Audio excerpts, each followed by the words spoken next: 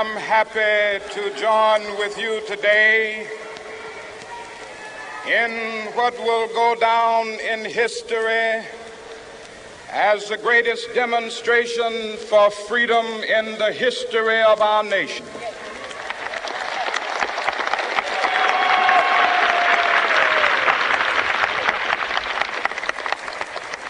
Five score years ago, a great American in whose symbolic shadow we stand today signed the Emancipation Proclamation.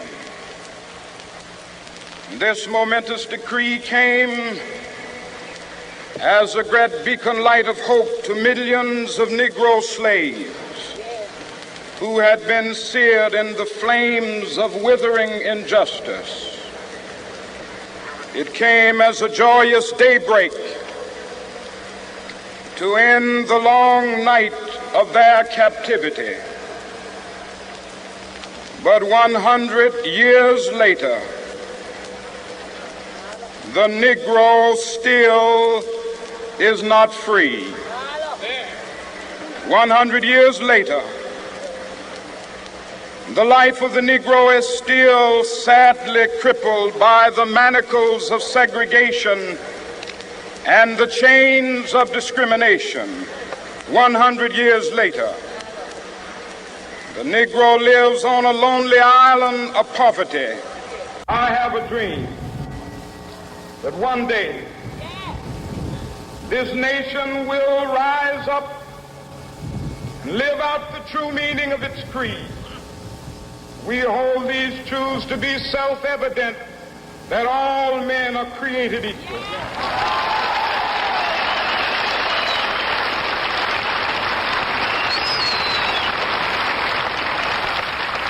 I have a dream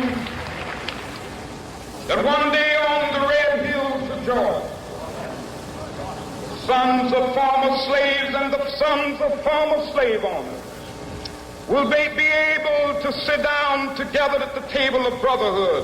I have a dream that one day, even the state of Mississippi, a state sweltering with the heat of injustice, sweltering with the heat of oppression, will be transformed into an oasis of freedom and justice. I have a dream.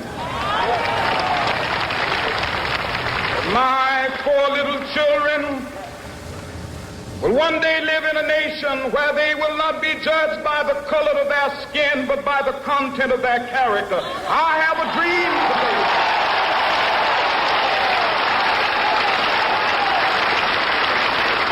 I have a dream that one day down in Alabama, with its vicious racists, with its governor having his lips dripping with the words of interposition and nullification. One day right there in Alabama, little black boys and black girls will be able to join hands with little white boys and white girls as sisters and brothers. I have a dream today.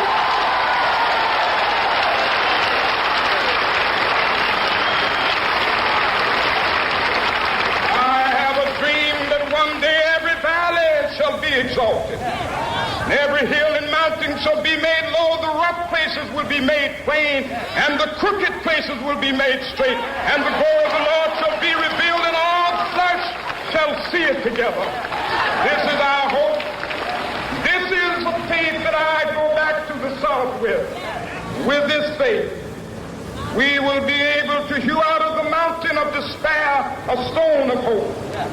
With this faith, we will be able to transform the jangling discords of our nation into a beautiful symphony of brotherhood. With this faith, we will be able to work together, to pray together, to struggle together, to go to jail together, to stand up for freedom together, knowing that we will be free one day.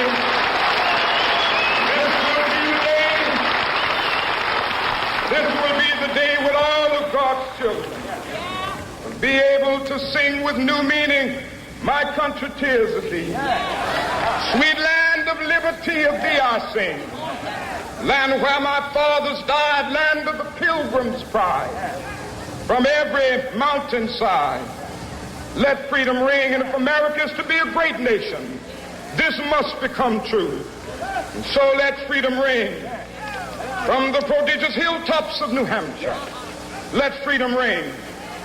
From the mighty mountains of New York, let freedom ring. From the heightening Alleghenies of Pennsylvania, let freedom ring. From the snow-capped Rockies of Colorado, let freedom ring. From the curvaceous slopes of California. But not only that, let freedom ring from Stone Mountain of Georgia.